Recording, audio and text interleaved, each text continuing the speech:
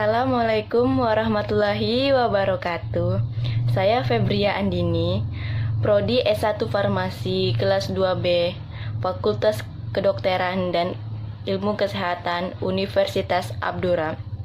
Nomor induk mahasiswa 1948 2010 45. Tujuan video ini adalah untuk memenuhi persyaratan perkuliahan UTS Pendidikan Pancasila dengan dosen pengampu Bapak Gusik Barizon MH. Di sini saya akan membahas sedikit tentang materi yang berjudul Nilai dan Norma Konstitusional Undang-Undang NRI 1945 dan konstitusionalitas ketentuan perundang-undangan di bawah Undang-Undang Dasar.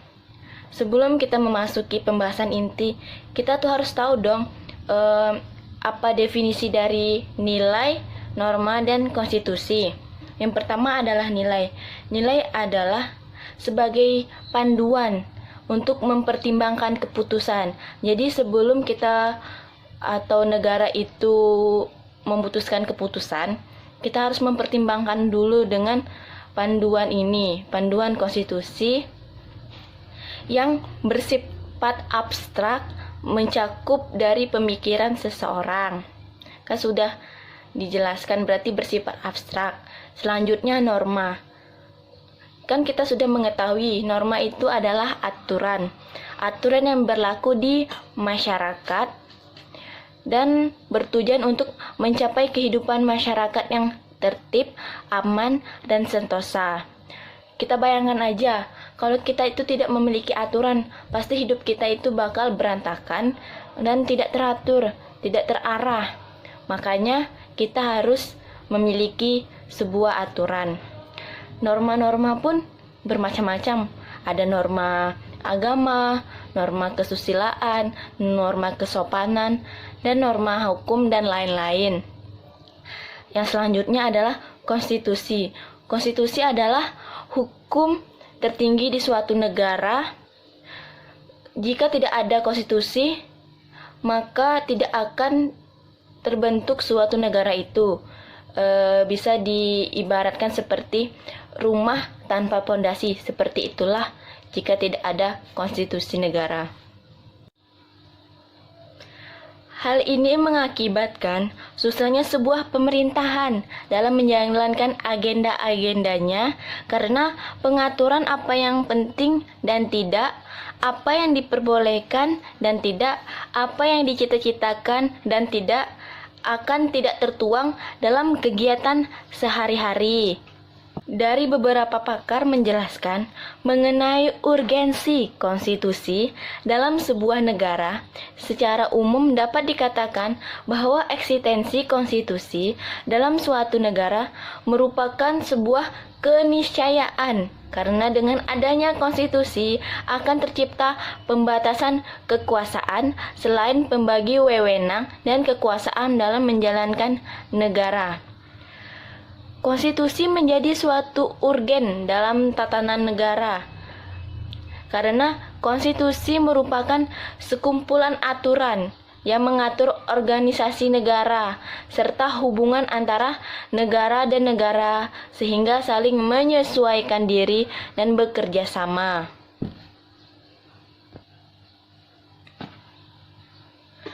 Perubahan yang terbilang cukup singkat dilatar belakangi oleh agresi militer. Jadi perubahan itu dilatar belakangi oleh agresi militer Belanda yang mengharuskan mengubah negara Indonesia dari presidensial menjadi pemerintahan parlementer. Akibatnya Indonesia mengubah konstitusi negaranya, yaitu negara Indonesia merubah menjadi parlementer dan menjadikan Presiden Soekarno, yaitu presiden pertama, sebagai kepala negara, bukan kepala pemerintahan. Selanjutnya, konstitusi Indonesia yang berlaku hingga saat ini adalah Undang-Undang Dasar 1945 yang kita ketahui sendiri, yang berlaku mulai dari 5 Juli 1959 yang merupakan konstitusi tertulis ia tertulis yang sering kita baca jika upacara bendera dan lain-lainnya. Konstitusi Indonesia mengalami beberapa perubahan atau amandemen dan perkembangan. Periode pertama yaitu Undang-Undang Dasar 1945 yang berlaku selama 4 tahun, mulai 18 Agustus 1945 sampai 27 Desember 1949. Namun di tahun terakhir, konstitusi berubah dan ditetapkan menjadi Undang-Undang RIS yang berjalan sampai 17 Agustus 1950. Selanjutnya, dinamika dan tantangan konstitusi dalam kehidupan berbangsa negara Indonesia. Menurut Hobbes, manusia pada status naturalis bagaikan serigala hingga timbul adigum homo homini lupus, artinya yang kuat mengalahkan yang lemah. Lalu timbul pandangan bellum omnium contra omnes atau perang semua lawan semua. Hingga dalam suasana demikian, pada akhirnya menyadarkan manusia membuat perjanjian antara sesama manusia yang dikenal dengan istilah factum unionis. Berarti factum unionis ini adalah perjanjian antara sesama manusia yang timbul dengan pandangan bellum omnium tadi. Selanjutnya, konstitusi adalah sarana dasar untuk mengawasi proses kekuasaan. Oleh karena itu, setiap konstitusi mempunyai beberapa peranan, yaitu 1. Untuk memberikan pembatasan dan pengawasan terhadap kekuasaan politik.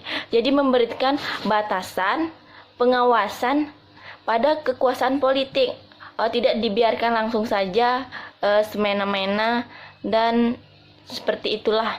Yang kedua adalah untuk menyebabkan kekuasaan dari kontrol penguasa yang menetapkan bagi penguasa tersebut batas kekuasaan mereka sehingga tidak terdapat kekuasaan yang semena-mena.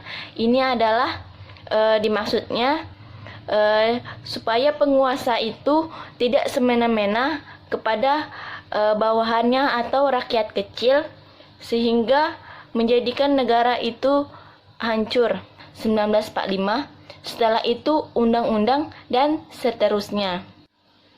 Itu saja yang dapat saya sampaikan. Mohon maaf jika terdapat banyak kesalahan dalam pengucapan dan lainnya. Terima kasih sudah menonton dan jangan lupa di like karena itu sangat berharga untuk menambah nilai PKN saya. Saya akhiri, wabillahi taufik wal hidayah. Assalamualaikum warahmatullahi wabarakatuh.